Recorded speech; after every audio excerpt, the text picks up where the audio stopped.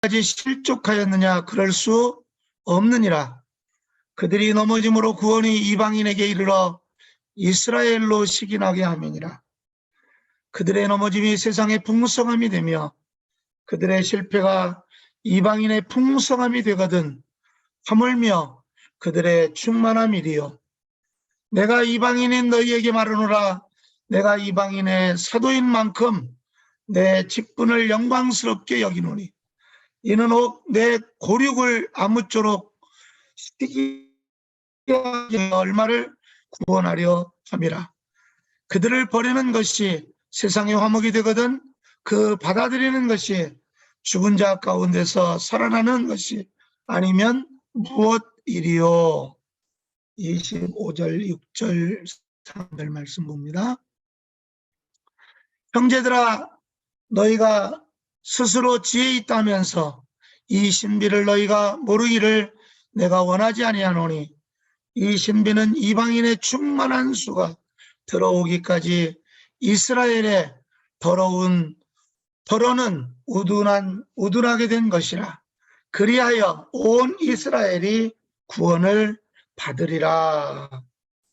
이 시간에 우리 대구에 계시면서 늘 우리 KWMI를 찬양으로 하나님 앞에 영광 돌리며 섬기는 전주영 우리 찬양사역자 자매님 찬양하겠습니다.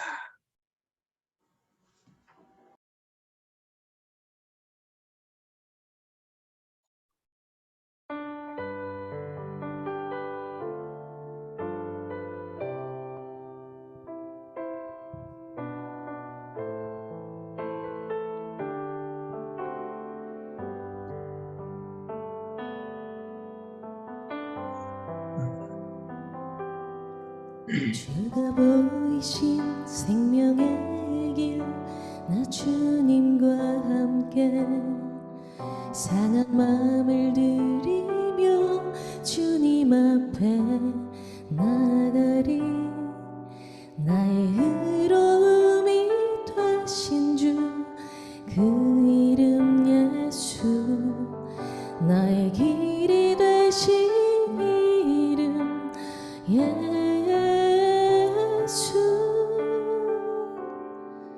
주가 보이신 생명의 길 나 주님과 함께 상한 마음을 들이며 주님 앞에 나가리. 나의 의로움이 되신 주 그 이름 예수, 나의 길이 되신 이름 예수.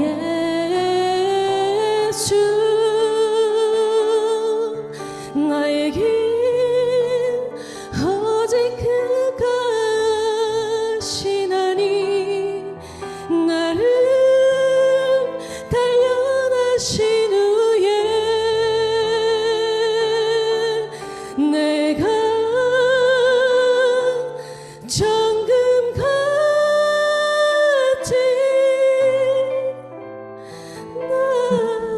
나오리라.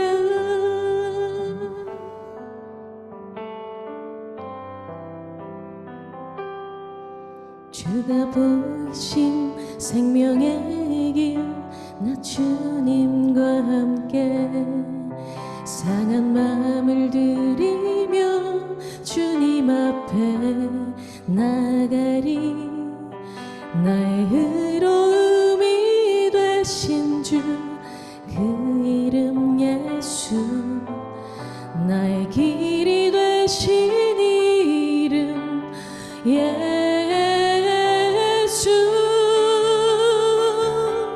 나의 길 오직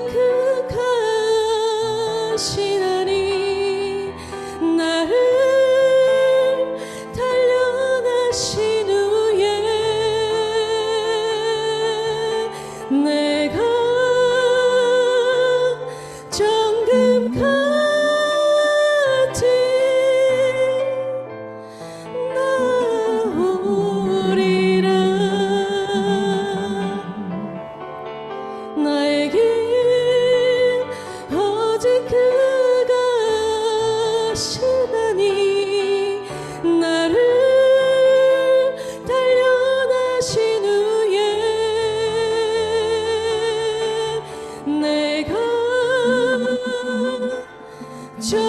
같이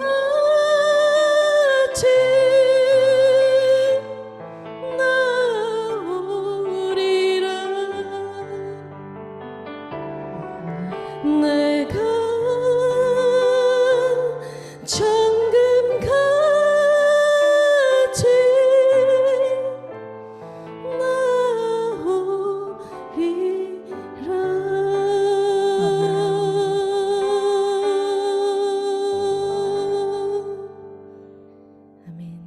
아멘. 할렐루야.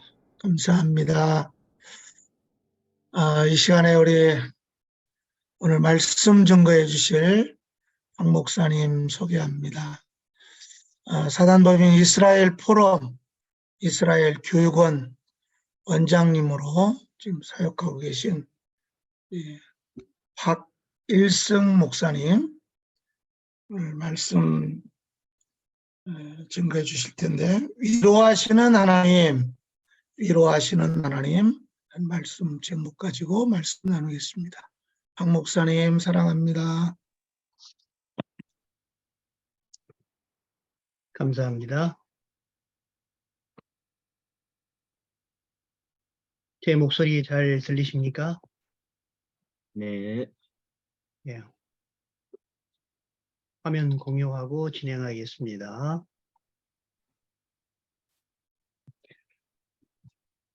오늘 이 귀한 선교사님 기도 모임에 참석할 수 있도록 은혜 주셔서 너무 감사합니다. 전주영 찬양 사역자님 찬양 너무 감사합니다. 제 인생길에 방금 말씀하신 대로 나의 가는 길을 오직 그가 아시나니 그가 나를 단련하신 후에 내가 정금같이 나오리라. 많은 분들이 다 아마 이 과정을 겪고 계시리라고 생각을 합니다.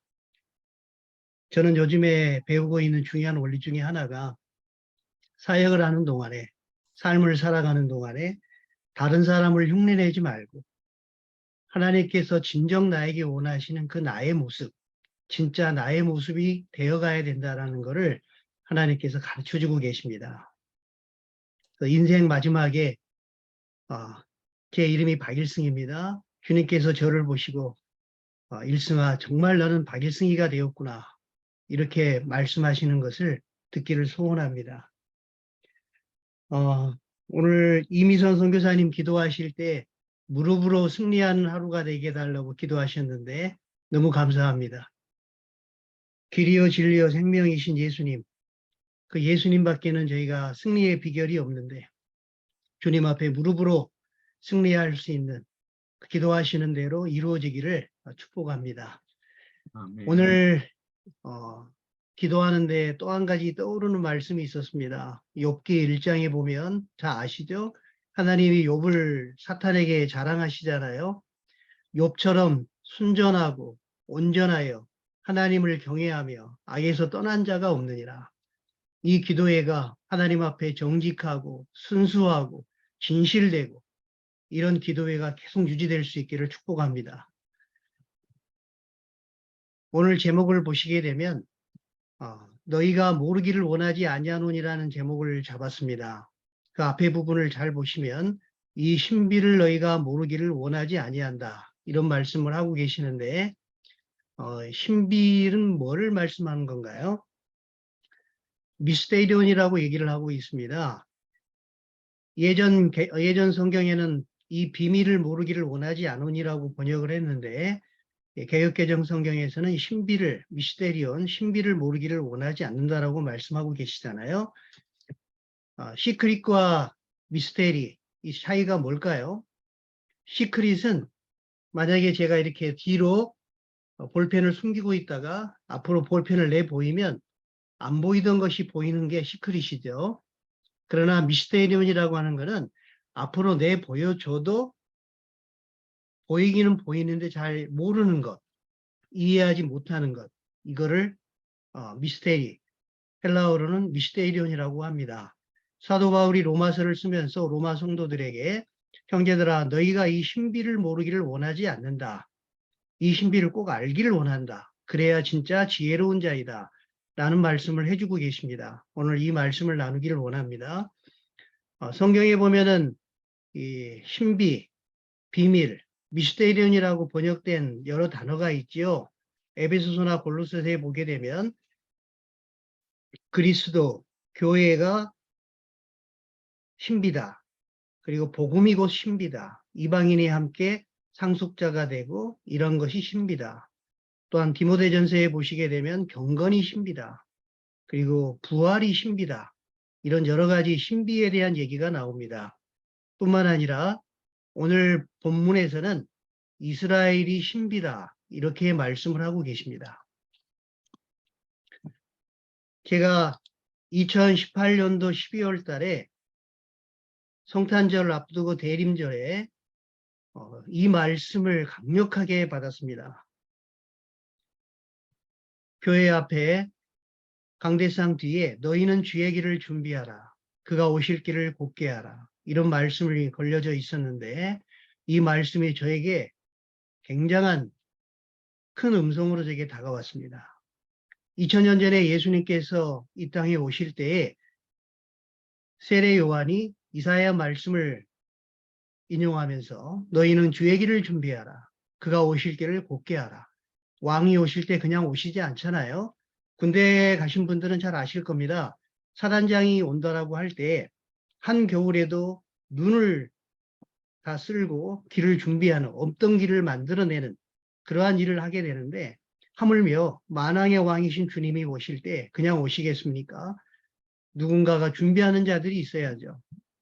2000년 전에 세례 요한이 그런 길을 준비를 하고 자기 길을 걸었습니다. 그래서 생각을 했습니다. 2000년이 지난 이후에 이제 주님 다시 오실 때가 가까운 이때에 그러면 주님 다시 오시기 전에도 누군가가 주님의 길을 준비하고 주님의 오실 길을 곧게 하는 일들이 있지 않겠는가? 그 일을 누가 하겠는가? 제가 주님 다시 오실 길을 준비하고 예비하는 그러한 길을 살아가겠습니다. 그런 메시지를 선포하며 살겠습니다. 그러한 제2의 세례 요한으로 저도 살아가겠습니다. 그러한 다짐을 하고 결단을 하는 시간을 갖고 2019년은 다시 오실 주님의 길을 예비하는 그런 원년이 돼야 되겠다. 그런 마음을 가지고 그 이후로 계속 살아오고 있습니다. 저는 현재 이스라엘 포럼의 이스라엘 교육원에서 섬기고 있는데요. 다시 오실 주님의 길을 준비하고 예비하는 그러한 사명을 제가 잘 감당할 수 있도록 주님께서 길을 또 만들어 주셨고 그런 책을 또 만들게 하셨고 시온의 대로라고 하는 성경 공부 책자를 만들어서 이 말씀을 많은 분들에게 전하고 있는 그런 사역을 감당하고 있습니다. 주님 다시 오시기를 예비하라고 하셨는데 주님 다시 오시려면 어떤 일이 있어야 될까요? 마태복음 24장을 우리가 감람산 강화라고 해서 제자들이 묻습니다. 예수님께 주님 세상 끝에 징조가 어떤 징조가 있습니까? 라고 했을 때 여러분 잘 알고 계시듯이 민족이 민족을 대적하고 나라가 나라를 대적하며 곳곳에 기근이 있겠고 지진이 있겠고 누가복음은 큰 지진이라고 말하고 있죠. 전염병이 있겠고 여러 가지 징조를 얘기를 합니다. 이것들은 예수님 이후로 지난 2000년 동안에 계속 있어 왔던 일이기 때문에 저는 역사를 전공을 했습니다.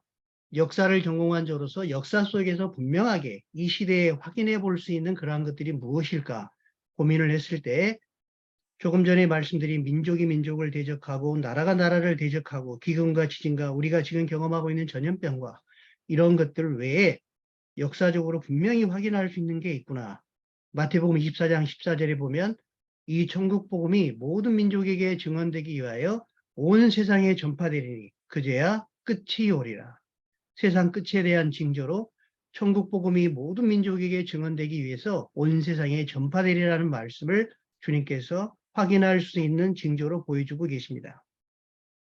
그래서 여러 선교사님들이 충성된 일꾼으로 열방 선교에 열심히 들여나가고 있는 것도 이 말씀을 이루고 복음의 완성, 선교의 완성을 이루기 위하신 것이 아니겠습니까? 2010년도에 세계 교회 역사상 가장 중요한 회의가 하나 있었습니다. 성경 번역기관 10개의 연맹체, 합치면 한 500년 넘는 경험을 가진 단체가 탄생을 했는데요. 성경 빈곤을 박멸시킬 방법으로 2033년까지 현존하는 모든 언어로 성경을 최소한 일정 부분만이라도 번역해서 구원의 메시지가 분명해지도록 하는 목표를 가지고 위클리프 성경 번역회를 비롯한 10개 연맹체가 연합해서 이런 번역기관이 만들어졌습니다. ETEN이라고 해서 모든 족속, 모든 나라를 위해서 협력하고 자원하자. 이런 내용으로 빛의 속도로 성경 번역 출판이 이루어지고 있고 앞으로 10년 정도의 이 기념비적인 책무가 완성시킬 계획으로 진행 중에 있다고 합니다. 미전도 종족에게 빠른 속도로 복음이 증거됨으로 인해서 지상명령이 성취되고 현실감 있게 다가오는 것을 저희가 이러한 역사적인 사실을 통해서 알 수가 있겠죠. 그러나 놓친 부분이 있다는 것을 주목을 해야 되겠습니다. 저는 이 말씀을 오늘 강조하기 원합니다. 찬송하리로다 주의 이름으로 오시는 이여 할 때까지 나를 보지 못하리라. 이 말씀은 누구에게 주어진 말씀인가요? 유대인들이 예수님을 그토록 기다려왔던 예수님을 메시아로 인정을 해야만 되는데 메시아로 오신 예수님을 인정하지 못하고 종교 지도자들의 기득권과 그들의 전통, 그들의 메시아 간에 고정관념에 사로잡혀서 예수님을 십자가에 못 박히게 되고 그러한 모습을 놓고 예수님께서 예루살렘을 향하여 하신 말씀입니다. 너희들이 찬송하리로다. 왕의 대관식 때 부르는 내용이죠. 찬송하리로다 주의 이름으로 오시는 이여 라고 할 때가 되면 나를 보게 될 것이다. 이렇게 말씀을 하고 계십니다. 성경은 온 열방의 회복과 더불어서 이스라엘이 회복되고 유대인의 구원까지 이루어질 때 예수님이 오신다. 그럴 때가 끝이 온다라고 말씀을 하고 계십니다. 유대인들이 예수님께로 돌이킬 때 다시 오신다라는 이 메시지가 저희들에게 그동안 많이 놓치고 있는 부분이라는 것을 로마서 9장, 10장, 11장이 말씀을 해주고 계십니다. 로마서가 복음의 폭탄이죠. 1장부터 8장까지 자연인의 구원, 일반인의 구원에 대해서 얘기하면서 사도 바울이 로마서의 크라이막스라고 할 수 있는 9장에서 이스라엘의 과거에 대해서, 10장에서는 이스라엘의 현재에 대해서, 오늘 다룰 본문 로마서 11장에서는 이스라엘의 미래에 대해서 사도 바울의 시점에서요. 이스라엘의 미래에 대해서 예언을 하고 있는 그런 부분이라고 할 수가 있겠습니다. 이 부분을 저희가 놓치지 말고 우리 시대에 이 말씀이 어떻게 성취되고 있는지, 우리는 이 일을 어떻게 해야 되는지를 함께 나눌 수 있는 시간이 되었으면 좋겠습니다. 이 기도회가 끝나고 나면 이 말씀을 듣고 난 이후에 하나님의 시간표가 어느 시점에 와 있는지를 알고 사역에 드려졌으면 좋겠습니다. 역대상 12장 32절처럼 이사갈 지파처럼 때를 잘 분간하고 시세를 분별하고 마땅히 해야 될 것을 아는 그런 지도자들로 드려지기를 기도합니다. 또한 선교사님들이 지금 세계의 여러 선교사님들이 모여서 기도 합주회를 하고 있습니다. 조나단 에드워드의 책 제목이죠. 기도 합주회의 또 하나의 이스라엘을 위한 기도 제목이 올라가 주기를 간절히 부탁드립니다. 성경을 읽고 공부하고 현지에서 가르치실 때 이스라엘이 빠진 내용이 아니라 이스라엘을 포함시켜서 성경 전체를 통전적으로 이해하고 가르치게 될 수 있으면 좋겠습니다. 제가 이스라엘을 이해하고 난 다음에 성경이 입체적으로 유기적으로 다가왔습니다. 내가 왜 이걸 몰랐지? 하면서 마음에 소원이 생겼습니다. 어떤 기도를 하게 됐냐면 세계의 모든 흩어져 있는 선교사님들, 전 세계에 193개국에 750만의 한국의 디아스포라가 있습니다. 한국인만큼 많이 나가 있는 그런 나라도 없죠. 유대인들이 110개국에 850만이 흩어져 디아스포라 되어 있습니다. 현재 이스라엘은 한 720만 정도의 이스라엘 유대인들이 있죠. 이러한 전 세계에 흩어져 있는 유대인들에게 선교사님들이 그들을 전도하고 또한 성경 말씀에 이루어진 예언들이 이루어질 수 있도록 사역하게 된다면 하나님의 마지막 때 사역이 완성될 수 있겠구나 이런 마음의 소원을 갖게 되었고 선교사님들을 만나서 이런 내용들을 함께 나눌 수 있기를 간절히 소원을 했습니다. 그래서 하베스트 대학원에서 이제 그 선교사님들 말씀 전파해달라는 부탁이 있으셔서 거기에서도 선교사님들이 얘기했고 최근에 세계 선교사 중보 기도회 이 모임을 제가 또한 초청을 받아서 전할 수 있게 되어서 정말 마음에 제 소원이 이루어지는구나 정말 감사하게 되고 기쁨이 되었습니다. 오늘 로마서 11장 본문입니다. 조금 전에 말씀 봉독해 주셨는데 그들이라고 써져 있는 부분, 빨간색으로 되어 있는 부분은 이스라엘에 대한 부분입니다. 그리고 파란색으로 되어 있는 부분은 이방인에게 해당되는 내용입니다.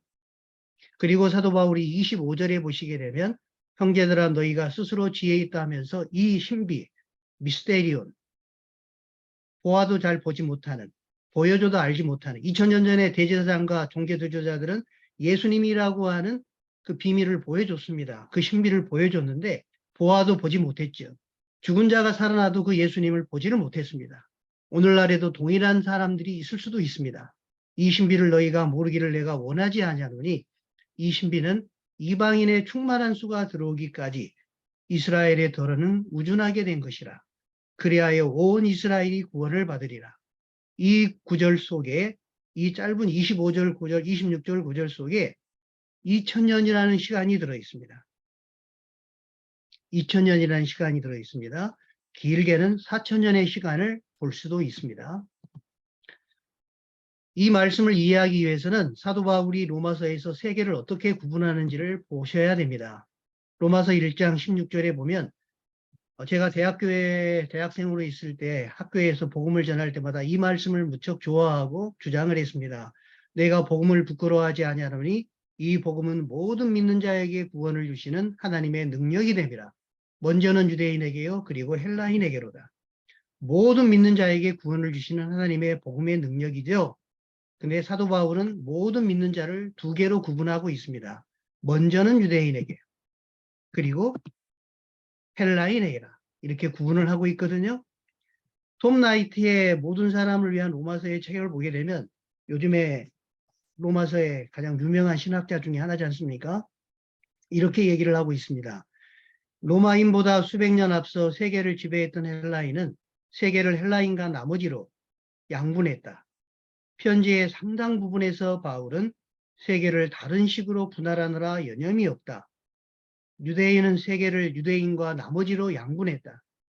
그들은 나머지 사람들을 때로는 민족들로, 때로는 이방인으로, 때로는 헬라인으로 불렀다. 조금 전에 로마서 11장에 제가 파란색과 빨간색으로 구분했던 이스라엘과 유대인, 사도 바울은 이 두 개로 나누어서 계속 메시지를 전파하고 있다는 걸 기억하셔야 될 겁니다. 또 한 가지 기억하셔야 될 거는 성경에 가장 많이 나오는 단어가 무엇일까요? 궁금해서 검색을 해봤습니다. 요즘에는 검색 엔진이 잘 돼 있어서 여호와라는 단어를 검색하니까 5912구절이 검색이 되더라고요. 바이블 포 유라는 검색 엔진을 활용했습니다. 하나님이라는 구절을 검색했을 때 3584구절이 나왔습니다. 단어로는 더 많겠죠? 이스라엘이라는 단어를 검색해 봤습니다. 2336구절 개역개정으로 나오더라고요.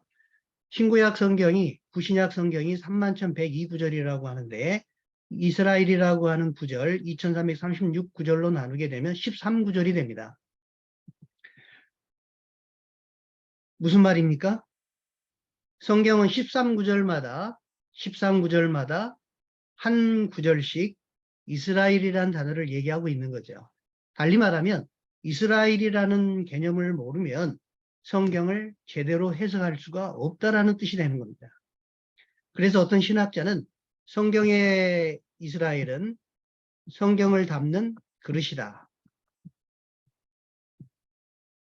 성경 내용을 보여주는 창문이다. 이렇게 얘기를 하고 있습니다. 이스라엘을 모르면 성경을 입체적으로 볼 수가 없고요. 이스라엘의 컨텍스트 속에서 보아야 제대로 볼 수 있다는 것을 말씀을 드릴 수가 있습니다. 성경은 이스라엘을 중심으로 전개된 하나님의 구속 이야기라고 할 수가 있죠. 이스라엘을 바르게 알므로 성경의 전체의 내용들이 선명하게 유기적으로 다가오는 그런 경험을 하게 되었고 그 시점이 저에게는 비포와 애프터의 중요한 나눔이 되는 그런 시간이 되었습니다. 방금 내용을 표로 한번 그려보겠습니다. 성경을 크게 얘기하면 보통 우리가 신학교에서 배우셨죠? 창조, 그리고 타락, 하나님이 만드신 인간이 하나님이라는 존재의 근원을 상실하게 되었습니다.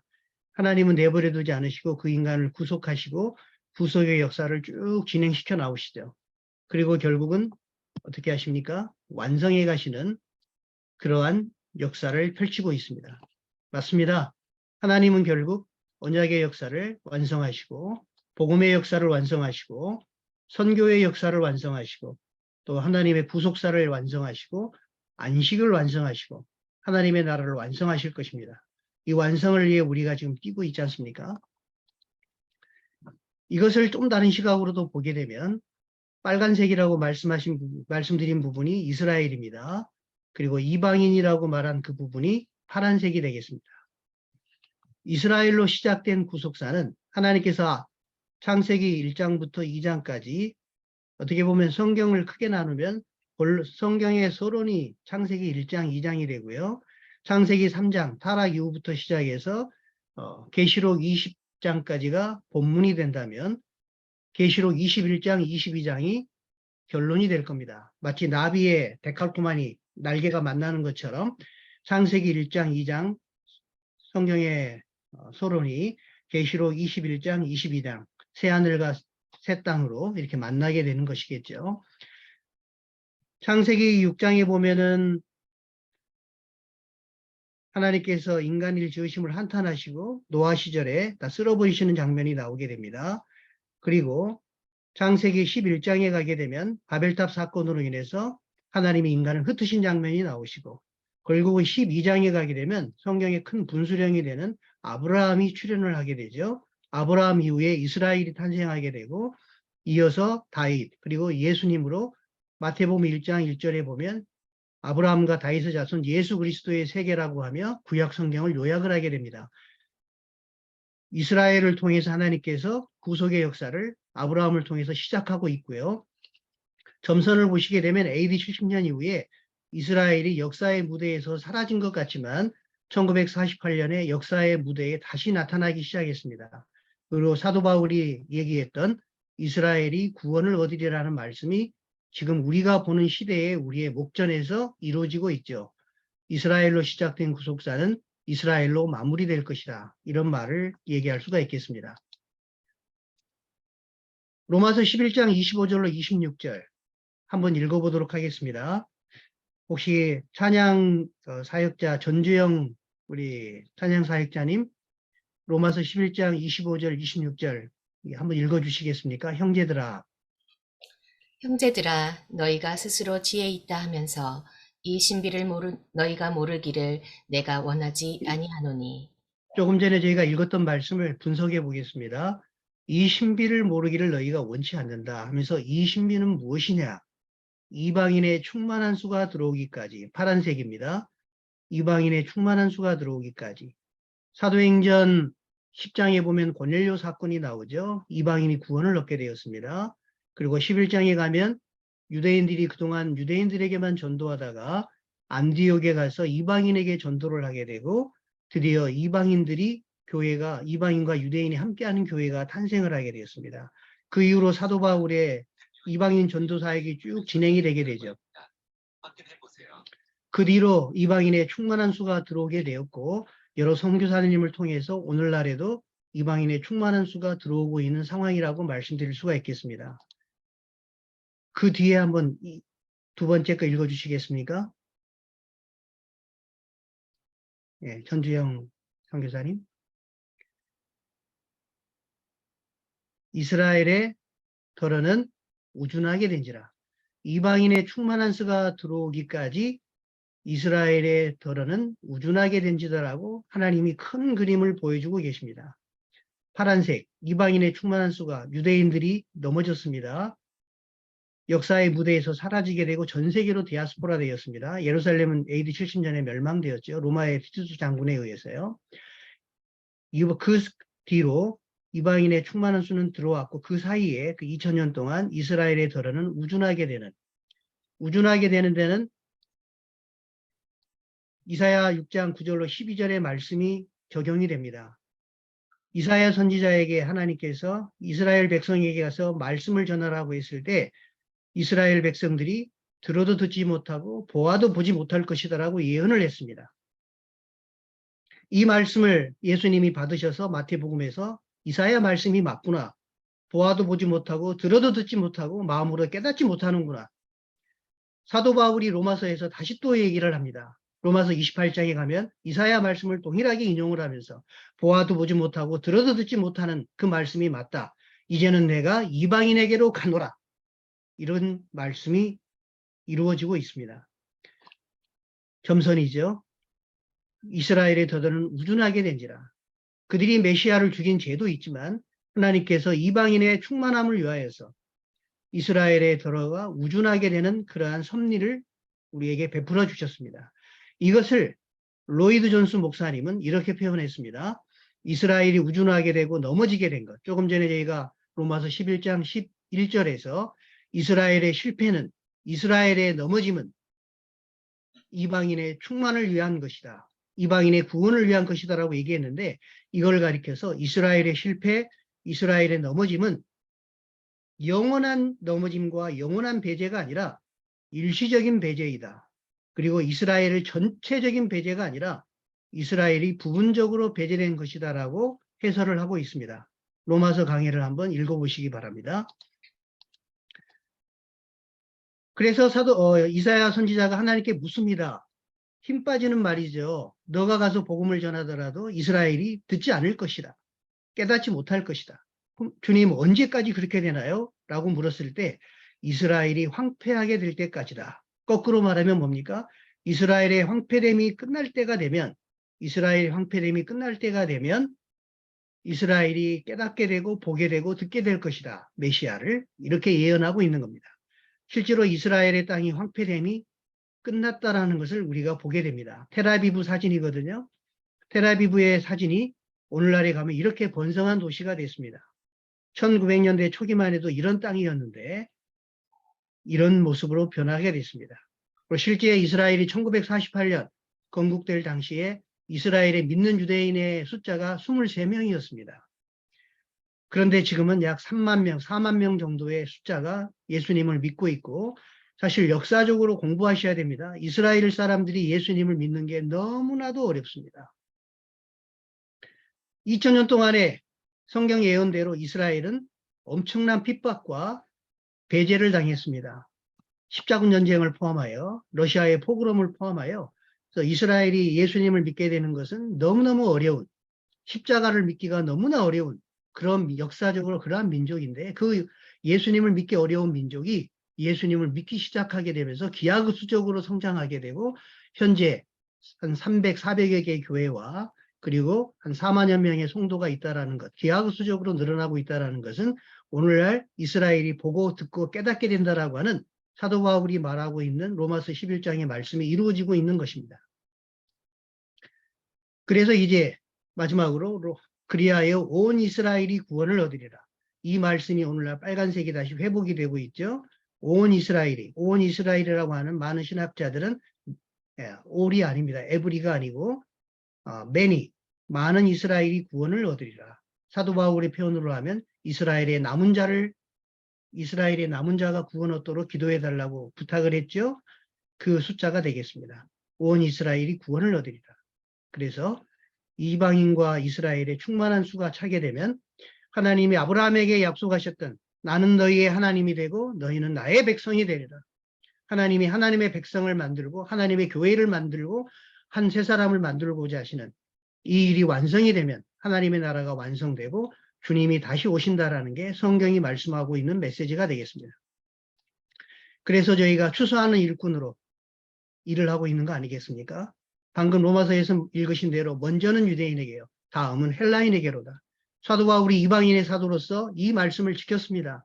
예수님께서 너희가 먼저 이스라엘의 잃어버린 자에게로 가라. 이방인의 사도로 부르심을 받았지만 사도 바울의 전도 전략을 보면 회당에 가서 유대인들에게 먼저 전도를 했지요.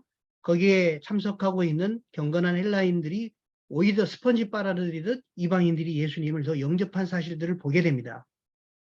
이방인 전도를 하면서도 유대인 전도를 하는 것을 잊지 않았던 사도 바울을 기억하셔야 될 겁니다. 이스라엘에 가게 되면 아몬드 나무가 있습니다. 봄이 되면 가장 먼저 꽃이 피고 온 천지에 아몬드 추리가 가득 차 있거든요. 근데 신기하게도 이 아몬드 나무는 가장 나중에 열매가 익습니다. 참 신비한 나무입니다. 제가 이스라엘에 갔을 때 그 말을 듣고 참 놀랐거든요. 에레미야서에 보게 되면 아몬드 나무가 나옵니다. 이미선 선교사님, 마이크 켜시고 한번 읽어주시면 감사하겠습니다. 에레미야 1장 11절로 12절 말씀입니다. 여호와의 말씀이 또 내게 임하니라. 이르시되 예레미야야 내가 무엇을 보느냐 하시매 내가 대답하되 내가 살구나무 가지를 보나이다. 여호와께서 내게 이르시되 내가 잘 보았도다. 이는 내가 내 말을 지켜 그대로 이루려 함이라 하시니라. 아멘. 이 말씀을 우리말 성경으로 보시면 여기 살구나무가 나와 있는데요. 살구나무는 원어 성경으로 보면 살구나무가 아니라 아몬드 추리입니다. 이 아몬드 추리입니다. 여호와께서 나에게 말씀하셨다. 우리말 성경입니다. 예레미야야 무엇이 보이느냐? 내가 대답하였다. 아몬드. 히브리어는 샤케드라고 하는 아몬드 나무까지입니다. 여호와께서 나에게 말씀하셨다. 잘 보았다. 이것은 내 말이 그대로 이루어지는지 내가 지켜보고 쇼케드, 와칭 있다는 것을 뜻한다. 아몬드 나무가 혹시 생각나는 거 있으십니까? 성막에 들어가게 되면 메노라 등대가 있죠. 그 메노라 등대 잔에 아몬드 나뭇잎이 새겨져 있습니다. 제사장들은 항상 이 아몬드 나무를 보면서 등불을 밝혔겠죠. 하나님께서 아몬드를 이스라엘의 상징으로 주신 거, 메노라의 상징으로 새겨놓는 건 큰 의미가 있다고 봅니다. 에레미야에게도 아몬드 나무를 보느냐, 샤케드, 내가 내 말이 그대로 이루어지는지를 쇼케드, 지켜보고 있다. 이렇게 표현하고 있습니다. 하나님은 말씀하신 것을 이루시며 성경의 말씀에 기록하시고 그 말씀이 이루어지는지를 계속 지켜보고 계시는, 와칭하고 계시는 하나님이라는 걸 우리는 알고 계십니다. 시종일관 깨어있는 하나님을 우리가 기억해야 될 겁니다. 하나님께서 이스라엘을 독립시키셨습니다. 1948년. 사실 별거 아닌 것처럼 느낄 수 있는 분이 계시는데 굉장히 어메이징한 내용입니다. 2000년 동안 없어졌던 나라가 다시 나타난다? 정말 놀라운 기적입니다. 이스라엘 사람들이 전 세계에서 지금 돌아오고 있다? 알리아라는 단어를 쓰고 있는데 미러클입니다. 정말 어메이징한 내용들입니다. 근데 많은 사람들이 기적을 보면서도 기적이라고 생각하지 않는 것, 그게 저에게 사실은 기적입니다. 역사를 전공한 자로서 200년이 지나면 다 역사 속에 동화되는 걸 봤습니다. 그런데 200년이 아니라 2000년이 지났는데 이스라엘을 보존하시고 다시 회복하시는 데는 하나님의 의도가 있습니다. 이사야 43장 10절에 보면 이스라엘은 나의 증인이요 나의 도구라고 말씀하고 계시죠. 이스라엘은 하나님을 나타낼 종이요 하나님이 살아계심을 나타낼 증인으로 하나님께서 이스라엘을 구별하여서 선택하여서 언약을 주시고 그 이스라엘에게 많은 예언을 주시면서 그 이스라엘을 통해서 예수님이 나게 하시고 주님 재림 전에 나타날 여러 징조들을 또한 보여주시고 있다는 것을 성경을 연구를 하게 되면 알게 됩니다. 세상 역사와 다른 성경 역사의 특징이 뭘까요? 제가 역사를 전공하다 보니까 역사적으로 성경을 보기를 좋아합니다. 세상 역사, 지나간 일만 기록하는 게 세상 역사입니다. 그러나 성경의 역사는 지나간 역사 플러스 앞으로 일어날 일들에 대해서 예언에 대해서 기록하고 있다는 게 성경 역사의 굉장히 다른 특징 중에 하나입니다. 성경에는 수많은 예언으로 가득 차 있습니다. 그 예언을 하나님께서는 하나하나 다 이루어 가시고 계십니다. 예수님에 관한 예언이 약 300여 개가 있는데 다 이루어졌잖아요. 하나라도 틀린다면 성경은 틀린 것이고 하나님은 가짜죠. 어서 빨리 떠나셔야죠. 그러나 저희는 확신합니다. 성경이 사실이라는 것, 하나님이 정말 사실이라는 것, 살아계시는 게 분명하시다는 것. 초림 때 예언만이 아니라 앞으로 다시 오실 예수님에 대한 예언도 성경은 분명히 이루어질 것이다라는 걸 우리가 상식적으로 논리적으로 알 수가 있죠. 20세기의 최대의 기적이 이스라엘의 독립입니다. 이것은 전도의 또 하나의 도구가 될 것이고 하나님의 살아계심과 성경의 무효성을 확신하게 만드는 그런 사건이 될 것이고요. 온 이방 나라 사람들아 이 사인을 보라, 이 징조를 보라. 없어졌다는 바로 이 이스라엘이 나라가 되었다. 이걸 보고 내 말이 진실인 것을 깨달으라. 이런 슈퍼 사인을 하나님 우리에게 보이고 계신다는 것을 이해해야 되겠습니다. 어떤 신학자는 이렇게 얘기를 하더라고요. 하나님이 주도하신 새로운 역사의 변곡점이 이스라엘의 독립이다. AD 70년 이후에 교회가 외면했던 유대민족을 향한 하나님의 섭리 역사에 주목하도록 하는 사건이다. 교회의 보편적인 신학적 관행이 재고돼야 될 새로운 시대가 도래했다. 성경을 담는 그릇인 이스라엘의 독립으로 이스라엘의 중요성이 새롭게 부각이 되었는데 지난 2000년 동안에 교회가 영적 이스라엘이라고 해석하고 상징적으로 이해했던 관행이 이제는 재고돼야 될 새로운 시대가 되었다. 역사상에 부활한 이스라엘의 갑작스러운 출현은 성경 해석 분야에서 새로운 책을 요구하고 있다라고 신학자들은 얘기하고 있습니다. 조금 전에 읽었던 로마서 11절 말씀으로 다시 돌아가겠습니다. 마태복음 24장에서 주님 다시 오실 조건으로 천국 복음이 모든 민족에게 증거되기 위하여 온 세상에 전파되면 그제서야 끝이 올 것이다. 이것을 위해서 우리가 열심히 열방 선교에 마음을 들이고 있습니다. 잘하고 있는 일이며 상 받을 일입니다. 또 한 가지, 찬송하리로다 주의 이름으로 오시는 이여 할 때까지 유대인들이 예수님을 찬송합니다. 주의 이름으로 오시는 이여라고 외치는 그런 소리가 울려 퍼질 때, 그리고 메시아를 인정할 때, 예수님을 주님으로 인정하고 받아들일 때 드디어 나를 보게 될 것이다. 이 말을 주장하며 유대인 전도에 힘쓰게 됩니다. 이스라엘의 회복과 열방의 부흥은 맞물려 돌아가고 있다라고 사도 바울이 얘기하고 있습니다. 로마서 11장 12절. 이스라엘의 실패가 이방인의 충만함이 되었거늘 이스라엘이 넘어지고 역사의 무대에서 사라지면서 이방인 교회가 이방인의 충만한 수가 차게 되었습니다. 그러면서 사도 바울이 말합니다. 우리가 이 구절을 망각하고 살 때가 많습니다. 이게 회복돼야 될, 오늘날 회복돼야 될 말씀입니다. 하물며 그들의 누군가요? 하물며 이스라엘의 충만함이래요. 이스라엘이 넘어지고 실패하고 역사의 무대에서 사라졌는 것은 이방인의 구원을 위해서 하나님의 섭리 가운데 그렇게 됐습니다. 이스라엘이 넘어졌어도 이방인의 구원과 충만함이 그렇게 있었다면 하물며 이스라엘이 충만하게 되면 12절 뒷부분이죠. 이방에 얼마나 더 큰 풍성함이 있겠는가. 로마서 11장 15절 병행구절입니다. 이스라엘이 받아들여지게 되면 이방인 가운데 죽은 자 가운데서 살아나는 것이 아니면 무엇이겠느냐. 이스라엘이 받아들이게 되면 회복되고 구원받게 된다면 이방인 가운데 죽은 자 가운데서 살아나는 것 같은 그 놀라운 전율과 그 희열과 그 축복이 무엇이겠느냐. 로이드 존스 목사님은 이렇게 해석합니다. F.F. 브루스는 이 구절을 그 받아들여지는 것, 죽은 자 가운데 살아나는 것은 부활 때 일어나는 현상이지 않습니까? 부활이지 않습니까? 부활은 언제 일어납니까? 예수님의 재림 때 일어나지 않습니까? 열방에 온 세상에 복음이 전파되고 유대인들이 받아들이게 되면 주님의 다시 오심이 있게 될 것이다 라고 해석을 합니다.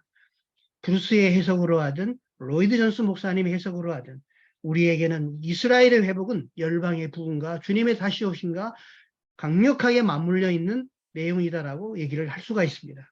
이 구절을 우리가 이해를 해야 됩니다. 로마서 11장 14절. 그래서 사도 바울의 간절한 소원이 한 가지 있었습니다.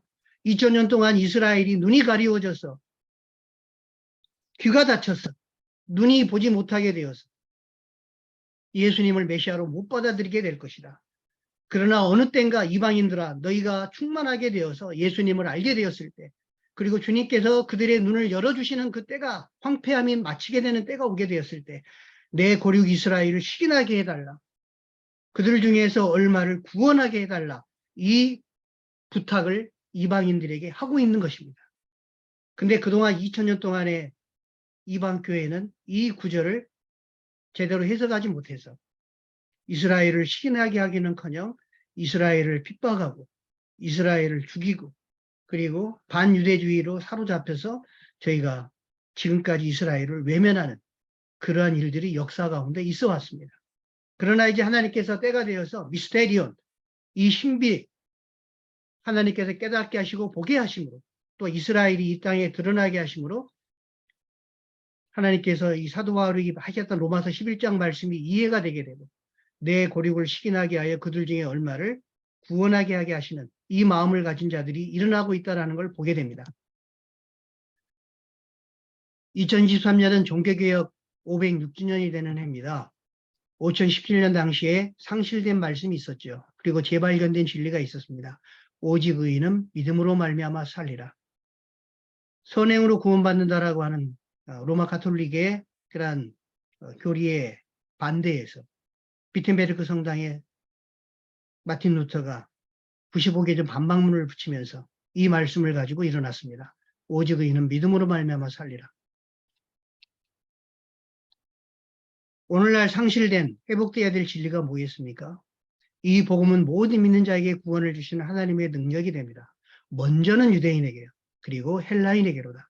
우리가 이방 각지에서 여러 선교사님들이 필리핀, 러시아, 여러 나라에서 복음을 전하고 있습니다. 잘하고 계십니다. 열심히 하시기 바랍니다. 이방인들에게 복음이 편만하게 전파되어야 됩니다. 하지만 우리의 동일한 기도 제목 중에 한 가지는 아무리 우리가 다른 이방 민족들을 열심히 선교한다 할지라도 이스라엘이 회복되지 않으면, 이스라엘이 구원받지 않으면 밑빠진 독에 물붓기가 됩니다. 이것이 이루어질 수 있도록 동시에 밑빠진 독에 이스라엘이라고 하는 독에 밑바닥을 붙이고 그리고 이방인 선교를 동시에 열심히 해나갈 때 주님이 다시 오실 수 있는 선교의 완성이 이루어진다라고 하는 이 개념을 저희가 갖고 나가야 되겠다. 그래서 이방의 선교지에서 열심히 선교하더라도 항상 기도의 제목 중에 하나님 이스라엘을 회복시켜 주시옵소서. 에레미야 31장 유대인의 이스라엘의 남은 자를 구원하여 주시옵소서. 이 기도가 동시에 맞물려 돌아가면 현지의 선교지의 사역이 더 충만하게 될 것이다라는 사도 바울의 그 축복이 그대로 임하게 되리라고 믿습니다. 한번 그 말씀대로 행해 보시기 바랍니다. 적용사항을 저희가 말씀드리겠습니다. 진제도르프 백작 잘 아시죠? 모라비안 교도, 헤르누트 공동체, 최초의 개신교 24시간 기도운동을 만들고 아까 이미선 선교사님 기도하실 때 24시간 기도 체인을 말씀하셨는데요. 최초의 또한 개신교 선교운동을 일으킨 모라비안 교도부가 너무나 잘 알고 계십니다. 이때 제가 마음속에 감동이 됐던 부분은 이들이 처음에 1722년에 보헤미아 기독교인들이 이제 진젠도르프의 그 영지로 찾아왔을 때 한 5년 동안에 서로 간에 여러 군데에서 왔기 때문에요. 여러 형제들끼리 분열이 있었다고 합니다. 그래서 이러한 분열의 내용을 보고 진젠도르프 백작이 서로 사랑하라고 형제들끼리 사랑할 수 있기를 얘기를 하게 되고 형제들이 회개하고 사랑의 형제 언약을 맺고 난 다음에 놀랍게도 성령님의 부으심이 있었고 성령님의 부으심을 꺼트리지 않기 위해서 레위기 6장 13절 말씀대로 쉬지 않는 24시간 연세 기도를 해야겠다라고 하게 되면서 세계 복음화를 위해서 기도하게 되고 그 이후에 부흥과 선교가 활성화됐다라는 걸 제가 보게 됐습니다. 그리고 왼쪽에 보이시는 헤르누트 전망대 여기에서 100년 동안 계속 24명, 남자 24명, 여자 자매 24명이 한 시간에 계속 시간을 이어서 기도하게 되고 모라비안 선교의 알파와 오메가 쉬지 않는 기도가 됐다라는 것. 그래서 제가 세계 선교사 중보 기도회 모임이 있다는 내용을 들으면서 하나님 감사합니다. 바로 이러한 모라비안 교도들이 헤르누트 공동체에서 쉬지 않고 기도하며 세계 선교를 위해서 기도했던 그리고 실제적으로 선교사를 이렇게도 많이 파송했던 그러한 역사가 일어났던 것처럼 마태복음 28장에 가라하는 명령에 앞서서 마태복음 9장에 추수할 일꾼을 보내어 수소수하라 이 기도의 선행이 이루어지는 것이 바로 세계 선교사 중보 기도 모임에서 정말 순수하고 진실되고 정직하게 하나님 앞에 간구한 이 기도가 쉬지 않고 올라가게 되므로 세계 선교가 완성이 되고 하나님의 언약이 완성되는 이러한 역사가 일어났으면 좋겠다라는 마음을 갖게 됩니다. 아멘. 모라비안 교도들이 가장 좋아했던 말씀입니다. 한번 읽어보겠습니다. 예루살렘이여 내가 너의 성벽 위에 파수꾼을 세우고 그들로 하여금 주야로 계속 잠잠하지 않게 하였느니라. 너희 여호와로 기억하시게 하는 자들아 너희는 쉬지 말며 또 여호와께서 예루살렘을 세워 세상에서 찬송을 받게 하시기까지 하나님으로 쉬지 못하시게 하라. 이 말씀이 세계 선교사 중보 기도 모임에도 중요한 기도 말씀이 되었으면 좋겠습니다. 쉬지 말고 하나님으로 기억하시게 하면서 뭘 기억하게 합니까? 하나님이 창세기부터 계시록에 이르기까지 여러 언약을 해주셨습니다. 그 언약의 말씀들 하나님 기억하십시오. 예언의 말씀들을 하나님 기억하십시오. 하나님이 약속해 주셨지 않았습니까? 그 말씀을 이루어 주시옵소서. 예수님께서도 주기도문에서 하나님의 뜻이 하늘에서 이루어진 것 같이 땅에서도 이루어지기를 그 말씀을 기억하면서 기도하라고, 쉬지 말고 기도하라고 말씀하고 계십니다. 특별히 이 말씀, 이스라엘에 대해서 조금 전에도 제가 계속 말씀하고 있는데 예루살렘을 세워, 여기서 단순하게 예루살렘이 아닙니다. 예루살렘으로 대표되는 하나님의 역사, 가시적으로 예루살렘을 통해 진행하고 계시는 하나님의 언약의 역사가, 예언의 역사가 그대로 이루어져서 하나님이 세상에서 찬송을 받게 하여 주시옵소서. 맹목적으로 이스라엘을 위해 기도하라는 거 아닙니다.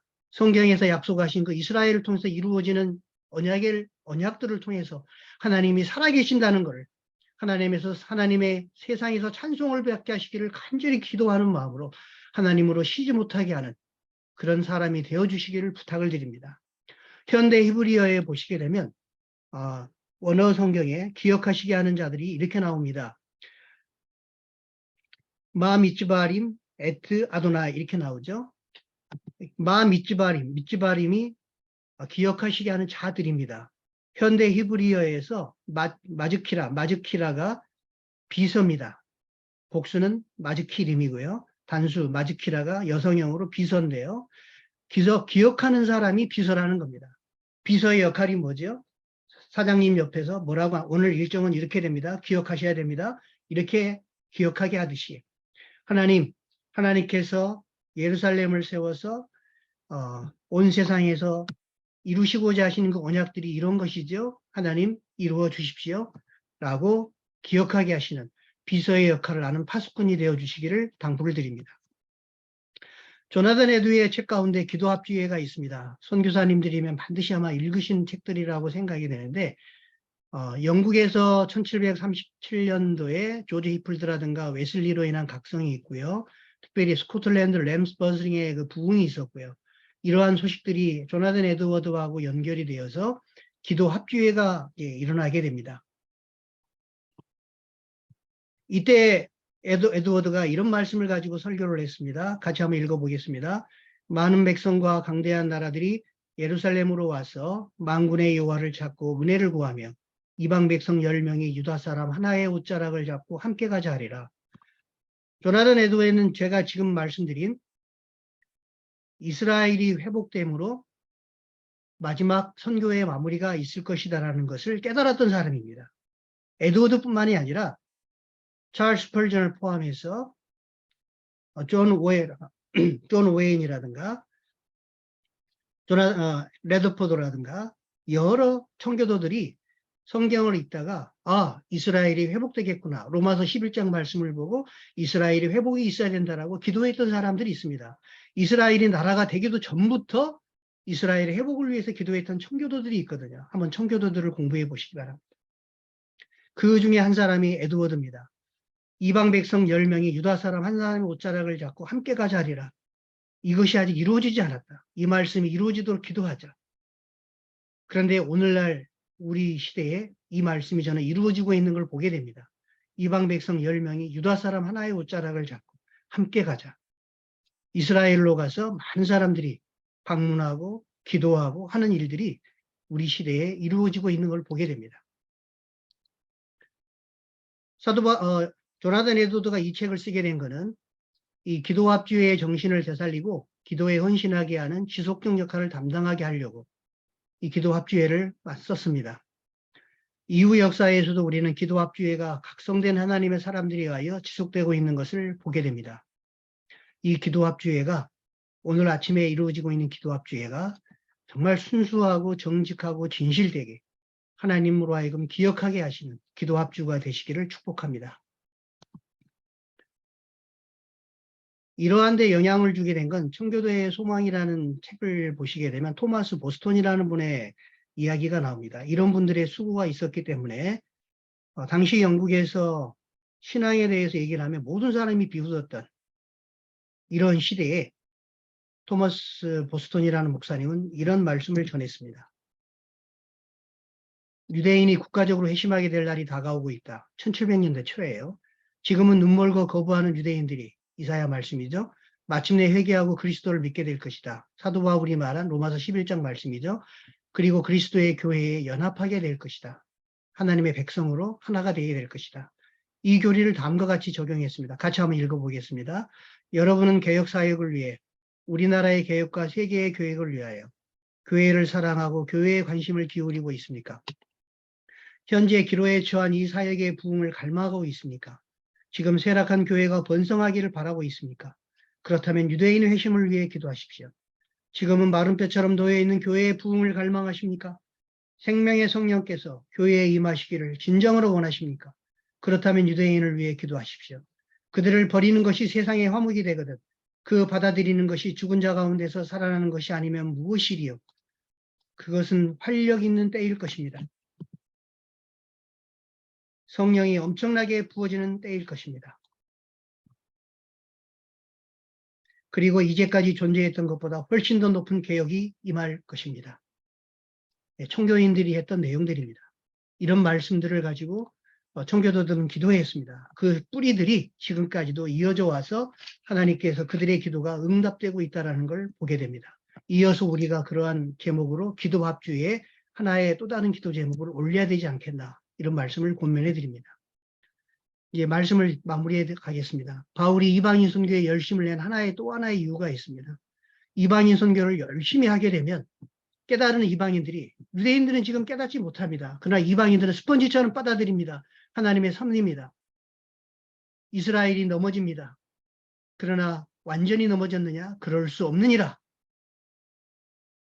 하나님은 이스라엘이 버리신 적이 없습니다. 이스라엘이 넘어졌느냐? 그럴 수 없다라고 사도 바울은 로마서 11장 1절에서 얘기를 합니다. 이스라엘이 넘어짐으로 구원이 이방인에 이르러 이스라엘로 식인하게 할 것이다라고 얘기했습니다. 구원이 이방인에게 이르러서 그 이방인들이 이스라엘로 식인하게 할 것이다. 때가 오면 이는 내 고력을 아무쪼록 식인하게 하여 그들 중에 얼마를 구원하게 할 것이다. 이 일을 이루어 달라. 사도 바울이 이 일을 위해서 이방인 선교에 열심히 들여나갔습니다. 우리는 사도 바울에게 빚진 자입니다. 그 빚을 갚아야 될 때가 됐습니다. 뿐만 아니라 그 일을 담당할 때 이방인에게 충만함이 있을 것이다라고 축복이 있을 것이다라고 사도 바울은 예언하고 있습니다. 마태복음 28장을 가지고 우리가 지상 명령을 가지고 열심히 복음을 전하고 있습니다. 모든 족속에게 제자를 삼고 있습니다. 뿐만 아니라 로마서 11장 11절 14절 말씀 그레이트 맨데이트가 되겠습니다. 이스라엘이 구원 얻는 것이 그레이트 맨데이트가 되겠습니다. 사도 바울의 간절한 부탁을 꼭 기억해 주십시오. 사도 바울은 참말을 하고 거짓말을 아니한다. 내 마음에 큰 근심과 마음이 그치지 않은 고통이 있다. 성령이 나와 더불어 증언한다. 이스라엘을 내 자신이 저주를 받아 끊어질지라도 그들이 구원받기를 원한다. 이것을 위해서 이방인 선교를 열심히 했습니다. 그러므로 말한다. 이스라엘이 넘어질까 실족하였느냐? 그럴 수 없다. 이스라엘이 넘어짐으로 구원이 이방인에게 이르러 이스라엘로 식인하게 한다. 할 것이다. 이스라엘이 넘어짐이 이방인의 풍성함이 될 것이고 이스라엘의 실패가 이방인의 풍성함이 될 것이다.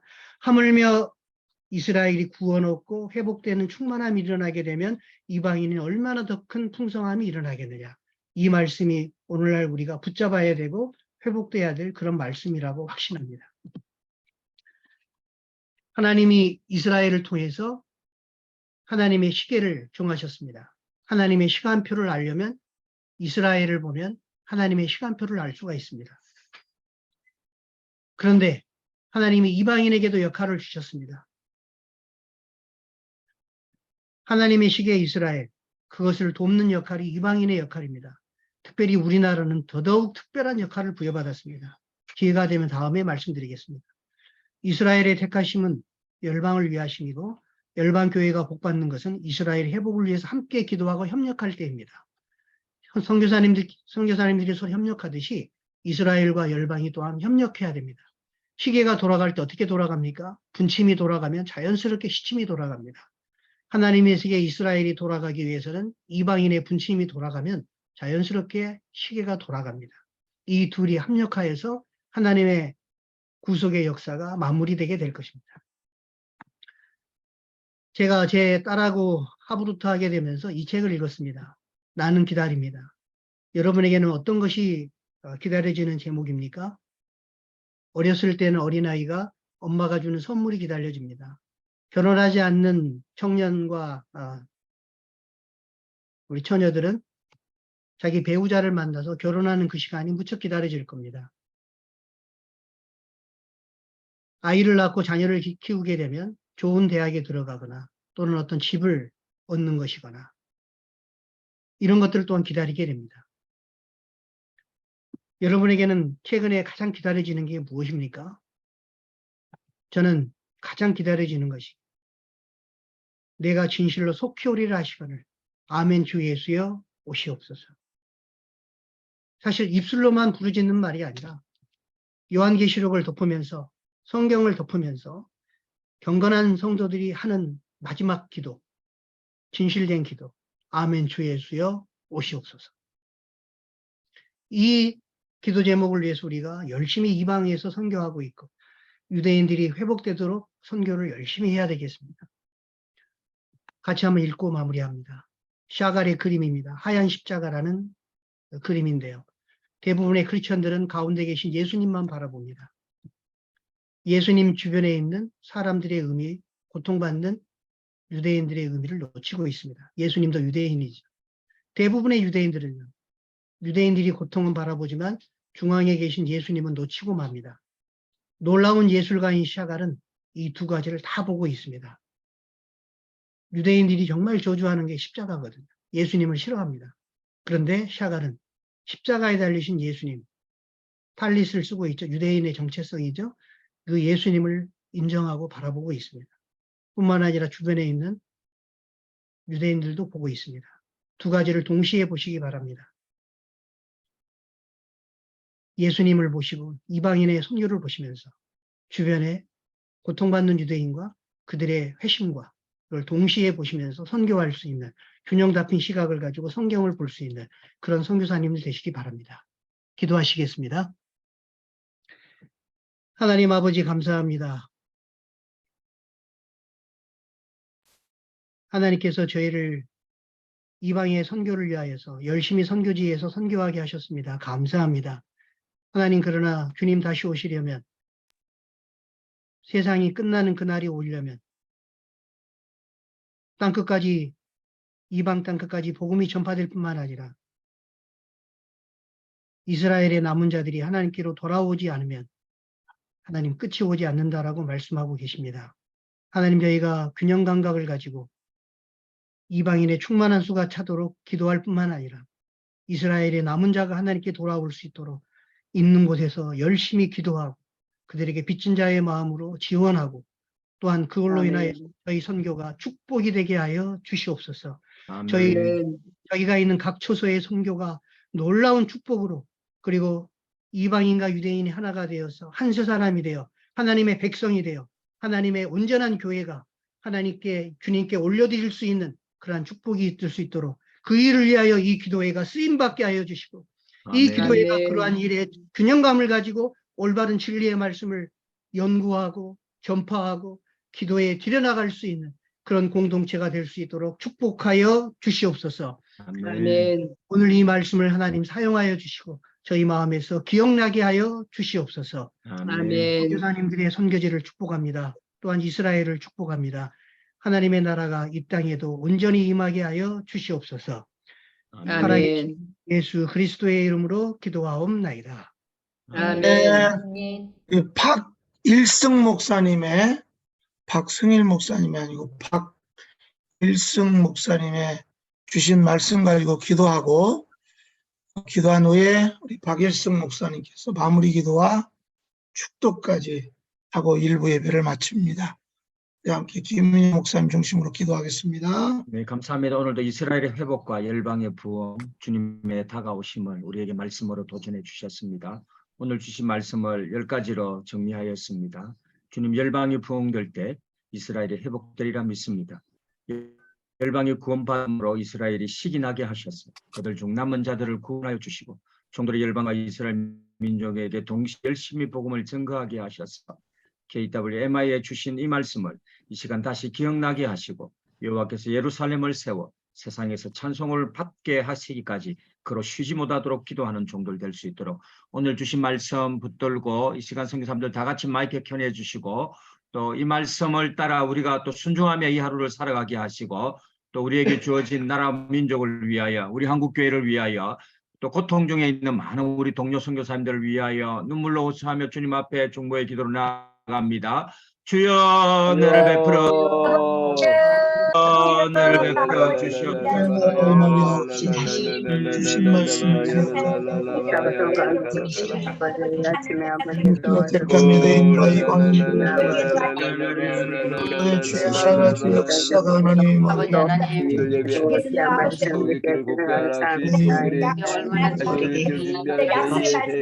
열방 가운데 하나님 온전히 마음이라 인에게도 이방인에게도 주님 오실 것을 구원받을 자들